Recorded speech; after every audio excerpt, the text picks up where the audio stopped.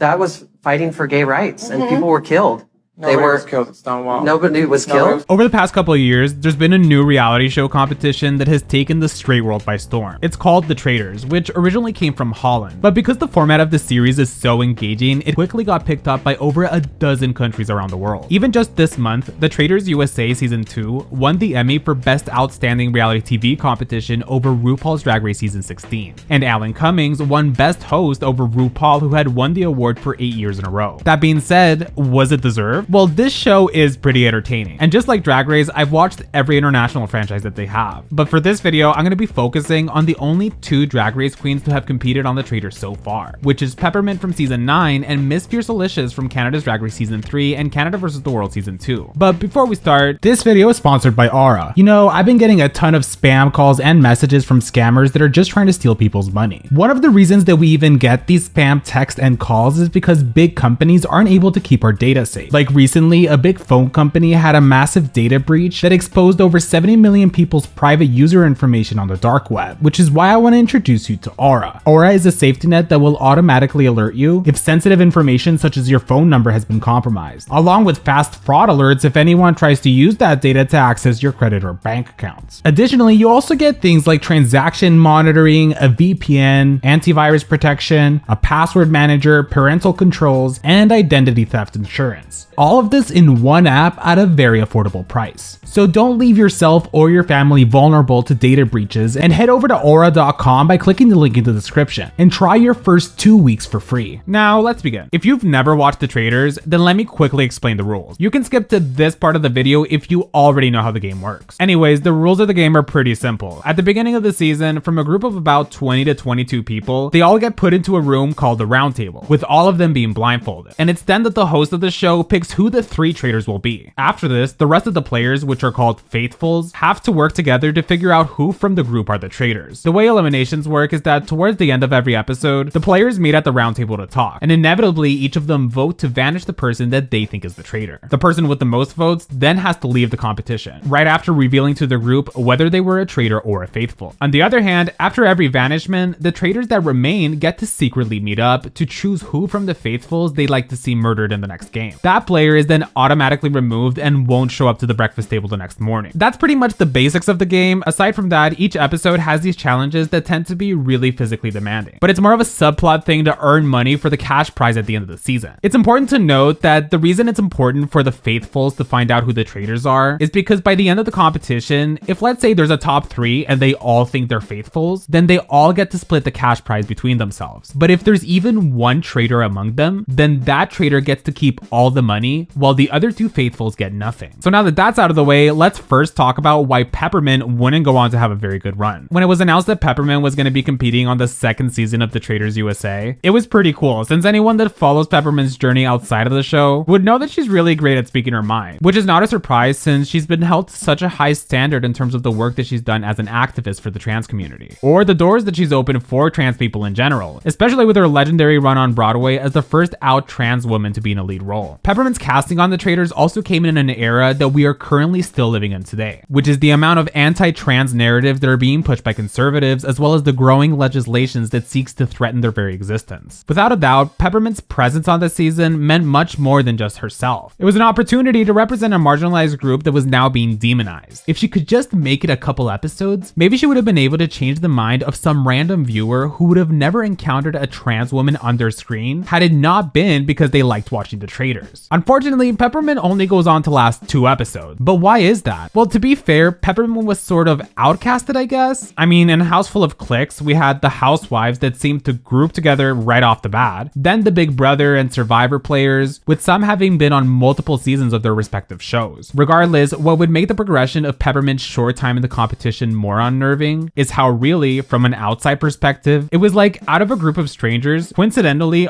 all of them thought that the person who seemed the most suspicious Fiercalicious, was also the one that was the most different out of them. Peppermint was the only out black trans woman in the cast. Granted, this is after all a game based entirely on following your gut instincts on who it is that you think out of a group of strangers is actually a traitor. But still, as we'd go on to see in the reunion, Peppermint felt that it was a lot more deeper than that. On episode 1, once all the faithfuls are gathered at the round table for the first time, they're blindfolded and the 3 traitors of the season are chosen. After this, the players are allowed to hang around the house for a bit in different groups to gossip about any clues that could lead as to who one of the traitors is. It's here that things begin to take a turn, because Peppermint would end up being in the wrong place at the wrong time. Even though she was genuinely a faithful, she'd go on to become the main target directly because of none other than Trishelle. For context, Trishelle competed on a reality show called The Challenge. Yet for some reason, while a small group of them are all sharing drinks, one of the girls says that she hopes the next morning they all get to see each other since overnight someone will be getting murdered. Peppermint says that she hopes so too, because she brought so many fabulous outfits to show everyone. That's when Trishelle replies that she also brought a lot of cute outfits with her, followed by, quote, "If I get murdered tonight, she is a traitor," referring to Peppermint. Peppermint reacts to this by having a shocked expression, sort of being really confused, so Trishelle says that she was just joking around.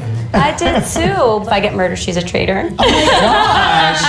I'm kidding. Unfortunately, Trishelle immediately assumes that the reason Peppermint reacted like that is because she must actually be a traitor, and got startled when Trishelle randomly accused her. The entire basis of this argument is that Peppermint overreacted. But like, isn't it weird in itself that after Peppermint had made a comment about wanting to survive the night to showcase her fashion, that Trishelle's reply was that she too had fashionable outfits to show, therefore if she's murdered, it must be Peppermint that's the traitor since she wants to be the only one with cute looks. Look, I get it, Trishelle was joking, but the joke in itself was kind of a weird thing to say. In fact, nothing about Peppermint's reaction seemed weird to me. In a game about trusting each other to weed out traitors, for someone to even make a joke where they accuse you of being one, the instinctual reaction would be to be caught off guard a little bit. Yet Peppermint is sort of gaslighted moving forward to make it seem like her behavior in the moment was suspicious. In Trishelle's case, this was more than enough evidence, because she would take this story and spent the next 2 days spreading her theory that she believes the traitor is Peppermint. On episode 2, we start off at the breakfast table. Trishelle is among the first groups to enter. Wasting no time, she says to the other people around her that she thinks the traitor is Peppermint, once again bringing up the story of how Peppermint had reacted very shocked after she jokingly accused her of being a traitor. This was of course before Peppermint had even walked into the room. It's important to note that at the beginning of this competition, usually there's barely anything to really go off of, so even the tiniest bit of weird behavior can make you the only name being brought up, thus going home because really nobody else knew what to do with their vote. While I do feel that up until this point, Peppermint didn't make any mistakes, and that the campaign Trishelle was leading was in fact the beginning of the end for her, there does end up being one scene shortly before the first round table where Peppermint is with a group of people discussing the theories on who it could be, and confronting Peppermint about the rumors Trishelle had made. While Peppermint continued defending herself as she had been doing pretty much the whole day, she ended up messing up by accidentally saying she was a traitor in front of a whole group of people. This of course was a slip up since Peppermint wasn't actually a traitor, but nevertheless it was the nail in the coffin. At the round table, Peppermint tries defending herself once again and even gets into an argument with Trishelle, who is sitting right next to her. Unfortunately, Peppermint ends up receiving the most amount of votes and is the first person vanished from the season. The reunion for the Traitors season 2 was filmed right after the season had finished airing. It's here where Peppermint gave her first full statement about the things that transpired in the castle leading up to her vanishment. To summarize, she says that she was super excited when she got the call to be on the show. While she understands that someone needs to go home first, it was really upsetting to see that she was cast out almost instantly by everyone in the room. To add on to that, she actually brings up a really good point, which was pointing out how a lot of the campaigning against her, along with everyone immediately ostracizing her, came from implicit biases. After all, this is a game where nobody knows each other, so you have to rely on the biases that they bring into the game, which ends up targeting whoever is the most different from the group. It's in those situations that people like her don't fare very well. She continues on to say that it sort of took her back to her high school experience, where she was the only out LGBT person at the time. While she understands that the main goal of the show is to serve entertainment, she couldn't help but feel that with all the anti-trans legislations being passed in the country, her presence of the season could have helped change people's minds. The reason I felt that she gave a perfect response/outlook on her elimination was because at no point did she ever even name drop Trishelle, who was the sole reason that everyone turned against her. Instead, she shaded her by the implications of her announcement. analogy, where it felt like she was being targeted just for being different. Now, what you probably didn't know, or at least I didn't until I made this video, is that there was actually a lot more to the story of what Trishelle was saying about Peppermint to the other house guests leading up to her banishment. In fact, in an interview that she did in March of this year with a podcast called Heavy Crown Network, she spoke in detail about what the cameras didn't show was that it wasn't as simple as just Trishelle accusing Peppermint of being a traitor by her own reaction to her joke. She also ended up bedazzling the story to make it seem a lot worse. She even told the other house guests that shortly after getting suspicious, she went upstairs later that night to talk to Peppermint. But it's there that Peppermint got really defensive and ended up pushing her. This of course never happened, yet Peppermint feels that this was a big factor in why people really started to lose their trust with her. We don't sleep in the castle. We don't have rooms in the castle. We sleep at a hotel.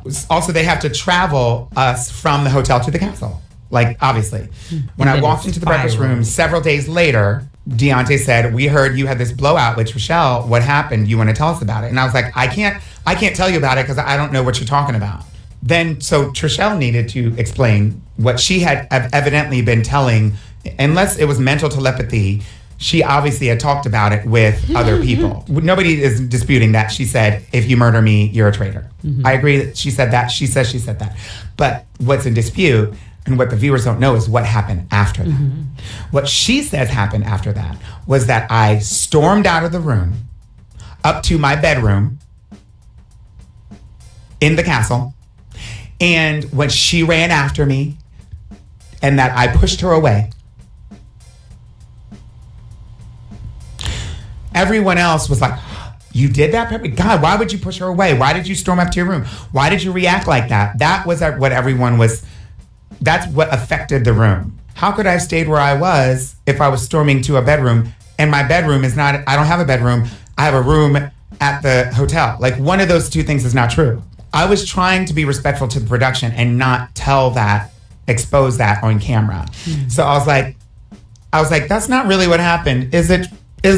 It's actually a really well-conducted interview by the Heavy Crown Network, so I recommend you go give it a watch after you're done with this one. It'll be linked in the description. Now, moving on, when Miss Fiercalicious was cast on the first season of Traitors Canada, it was actually the whole reason I decided to even get into the franchise. Because when I heard that she'd be on another reality show competition, I decided I'd watch one of the existing seasons just to have some context about it. But I was very quickly sucked in and became obsessed with the Traitors franchise. What's more is that even though I'm talking about her second in this video, Fierce is technically the first Drag Race queen to compete on the Traitors, given that her season aired a couple months before the first season of the American version that had Peppermint. Regardless, knowing Fierce, there was no doubt that she was going to be giving the cameras the drama that they wanted. From episode 1, you can tell she formed an alliance with Kevin, one of the winners of Big Brother Canada, which was a good move. In a game like this, you need to have people you can trust early on. So it was great that Fierce went in there already implementing a strategy. Immediately after the first roundtable where the 3 traitors were selected, the contestants are allowed to mingle with each other around the manor to discuss their theories.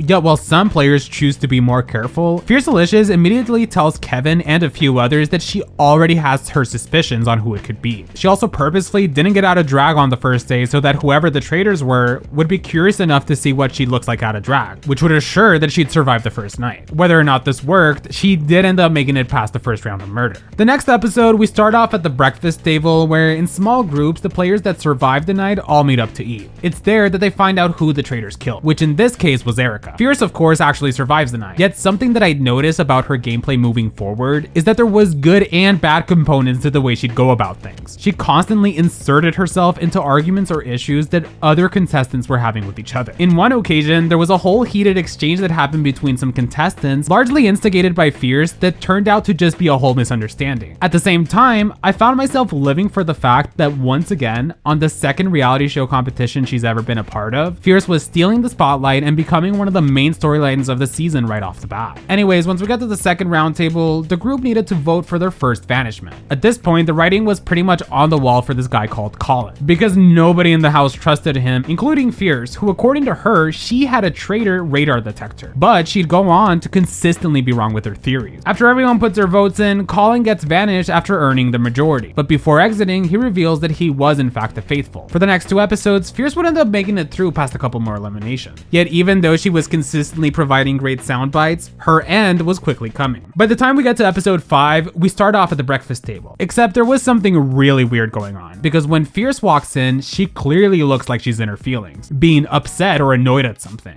Any ounce of mystery is then quickly shut down by her straight up saying that she hates Kevin. For context, we go on to find out that the whole reason Fierce is pissed at Kevin, despite them being very close throughout the competition, is because last episode during the roundtable, Fierce accused Rick of being one of the traitors, even trying to get some of her closest friends to vote for him to make sure that he'd get the majority. Yet even though Rick was vanished, he would announce that he was a faithful, meaning that everyone who voted for him were wrong, including Fierce, who was convinced that he was a traitor. You might be thinking that after this, Fierce would maybe be contemplating the fact that she got it wrong, but this wasn't the case at all. All she left the table thinking was that Kevin didn't choose to also vote for Rick, even though Fierce turned out to be wrong anyway. Many consider this to be the biggest mistake that Fierce makes because it really throws her off her game moving forward. It felt like she was trying to bring this sort of on-the-nose type of drama that works really well under the drag race setting, but for a game like the Traitors, where it's based entirely on who you trust, plus the way others see you behave, it wasn't a good move to come in the morning after a murder acting petulant. But don't get me wrong, I live for when Fierce acts petulant on screen, especially if Tracy Melchor is in the room. Regardless, the only effect that this had was that Kevin quickly understood that nobody is able to tame a Miss Fiercalicious, because she's simply too powerful for anyone to control. So Kevin proceeded to do a mini campaign where he put suspicion on Fierce, because he felt that it would benefit him to last longer in the game if he was able to sacrifice Fierce. To top it off, by the time we get to the round table, even though the lead up to it made it seem like this other player was going to be the one going home, more than half the table ends up voting for Fierce. And so Fierce gets up, heads to the circle of truth, and revealed that she was in fact a faithful. Something that most of the players probably already knew, but they voted for her because they found her annoying. So there you have it, the stories of how Peppermint and Miss Fiercalicious did on their respective seasons of The Traitor. Given that I've been such a big fan of the show, I thought it'd be cool to do a video covering it. What's more is that Bob the Drag Queen was recently announced to be one of the competitors on The Traitor Season 3, which will be releasing in a couple months. And currently, Melinda Verga is competing on the Canada's Traitors Season 2, which currently only has their first episode out right now, but I just hope that Melinda can at least make it further than Fiercalicious. But what do you think? Have you ever watched The Traitors? And if not, what queen would they have to cast for you to give it a shot? Let me know in the comments. Thanks again to Aura for sponsoring today's video. Please make sure to click the link in the description to get your offer before it ends. I want to take a moment to thank my patrons. In the Elite Pink Squad, we have Matthew Burns, Gay Uncle, Sari Tish, Natasha DeLeon, Las Potitas, and Cool Gal Nan. And in the Green Squad, we have Cayman Rider Furry, Edgar Allan Pup, The Only Sean, IJS, Not a Punch, But a Keek, Jack Beck, Captain Chaos, Bashir with the good beard, Galeria Gomez, Dea, Sarah G, Scarlet Rose, Boiled Peanut, Kimberly Marin, Max Whale, and Olivia Marr. If you'd like to see your name on the screen, you can support me on Patreon. The link will be in the description. Thank you so much for watching this video. Please make sure to subscribe to the channel if you haven't already, as we're almost at 100K. Make sure to check out some of my other videos and let me know in the comments what you'd like to see me cover next. I'll see you guys next time.